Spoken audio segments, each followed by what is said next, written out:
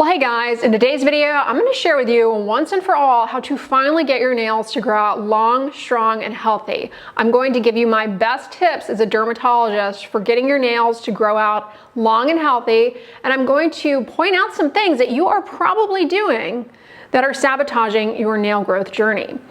Now, my number one tip is to have realistic expectations, and behind that comes an understanding of what it is that influences why our nails grow and what exactly it is that leads to nail growth in the first place. Nail growth comes from a part of the nail unit called the germinative matrix. I'm showing you an image of where that is located, and as you can see, it is located in an area that you don't really see with your eyes. It's underneath the skin. In order to access it, you would have to cut back that skin and reflect it back. If you're going to do that, I recommend anesthesia because, well, otherwise it would be very painful. Those cells there are rapidly dividing, and that is what is putting out your nail.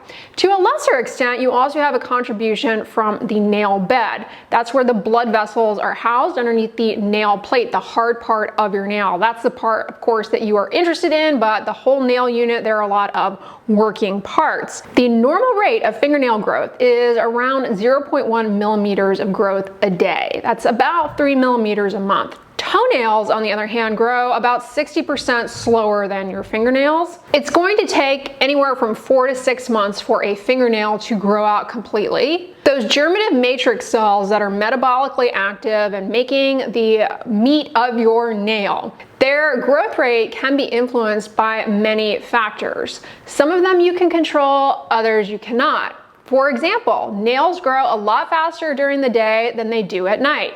You cannot change the Earth's rotation on its axis. It is what it is. So during the day, your nails are growing a lot faster. Not all of your fingernails grow at exactly the same rate. Your thumbnail and your pinky nail grow a lot slower than the rest of the nails on the hand, and your middle fingernail is the one that should grow the fastest. And nails on the dominant hand grow faster than the non-dominant hand. There are also hormonal influences. For example, women during pregnancy, their nails grow a lot faster. However, after delivery, during the process of lactation, breastfeeding, nails will grow much slower. Certain medications that you may be taking also can have an impact on your nail growth. Oral contraceptive pills, for example, as well as antifungal medicines, make the nails grow faster. Certain underlying medical conditions also influence your nail growth, and you can't necessarily change those, or maybe you can control them with medications and disease management. For example, if you have hyperthyroid, that's going to make your nails grow faster. If you have hypothyroid, that's going to make your nails grow slower. Check out my video on how thyroid hormone impacts your nails, all sorts of nail findings related to issues with the thyroid. If you smoke, that's going to impair circulation, delivery of healthy growth factors to the nail unit, slow down nail growth. Aside from having realistic expectations and an understanding of the things that influence nail growth, my number 2 tip is to, keep your fingers active. Minor trauma stimulates nail growth, probably because of increase in blood flow. What I mean by minor trauma is not like go whacking your nails against the wall. That actually is not a good thing, but rather use your fingers. As I pointed out, you might notice that the nails on your dominant hand grow a lot faster because it's more active.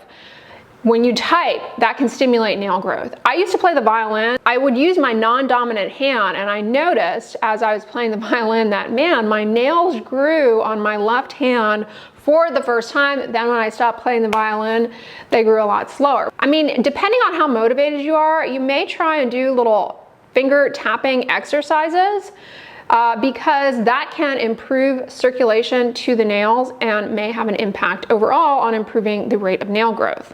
Use petroleum jelly around your nails. This can make a huge difference over time, I will say, because again, nothing happens overnight.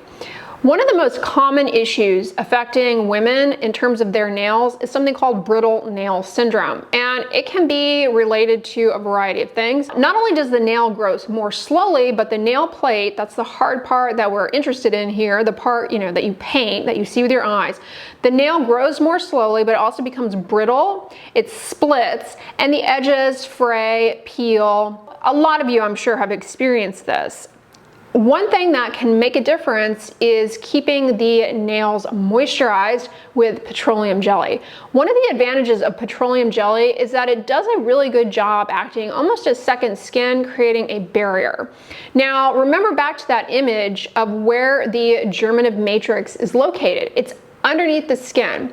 One thing that can contribute to brittle nails and the slow nail growth is if your proximal nail fold, the cuticle as well, becomes dry, inflamed, irritated, impaired. Impaired barrier function at that location exposes the germinative matrix cells to moisture, microbes, and can slow down the rate of nail growth. Also can lead to things like ridging, lines on the nails, peeling nails. By applying a little petroleum jelly around the cuticles, it can make a huge difference. It's kind of a nuisance to put petroleum jelly there and go about your life during the day.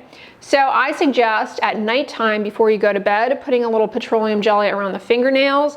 That way, you know, as you sleep, it's not a problem for you. You're not necessarily needing to use your hands as much, so you can tolerate it. Ideally, even you would put some gloves on over to really lock everything in place, but not everyone tolerates sleeping in gloves. All right, moving on to my other tip. Do not trim your cuticles or push them back, because it really impairs that barrier that is protecting those germinative matrix cells. Recently, I saw this hype around this Russian manicure where they aggressively trim back the cuticle.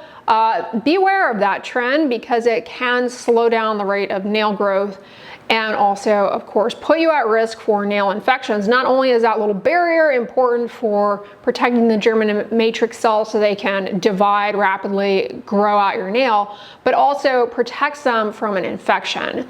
And infections around the nails are an issue. All right, so don't trim your cuticles, don't push them back, because when you do that, you're basically saying, let's challenge the matrix cells and annoy them. Remember, the germinative matrix cells are rapidly dividing cells. They have a high metabolic demand. They have high energy needs. So the way that you can influence that is by having a well-balanced, healthy diet. Nothing slows nail growth down like a crash diet, a poor diet deficient in micronutrients, minerals. I advocate a holistic approach to eating where you have a balanced diet, but protein is important for healthy nail growth. So make sure you are getting a good intake of protein, especially as you get into your older years. It's thought that older adults may need a little bit more protein, especially as it relates to muscle, which can dwindle with age, become harder to maintain. So good protein intake becomes even more important. All right, so make sure you're eating a good diet. Now, my next tip is for a subset of you who struggle with nail biting. Nail biting is not going to help with growing long, strong, healthy nails. Nail biting is not something that you can necessarily control. I have a recent video all about how to stop biting your nails. I give some practical tips that you can implement to break the cycle of nail biting. Nail biting not only slows down the rate of nail growth, but it puts you at risk for infections around the nail, and also can damage your teeth. In the description box, I'm going to link one of my favorite nail lacquers that taste foul, that can act as a deterrent, but do check out that video because I give a more holistic, comprehensive approach to quitting nail biting. The next tip is going to blow your mind, okay? It's going to blow your mind. You guys know on this channel, I have several videos about hair loss, and what I often recommend for people dealing with androgenetic alopecia, pattern hair loss, is an over-the-counter FDA-approved medication for that called minoxidil, sold under the brand name Rogaine, 5%. Did you know that applying minoxidil to your nails twice a day can actually help with nail growth? It's not the most robust, research-backed recommendation, but there are trials demonstrating efficacy of topical minoxidil to the nails for healthy nail growth.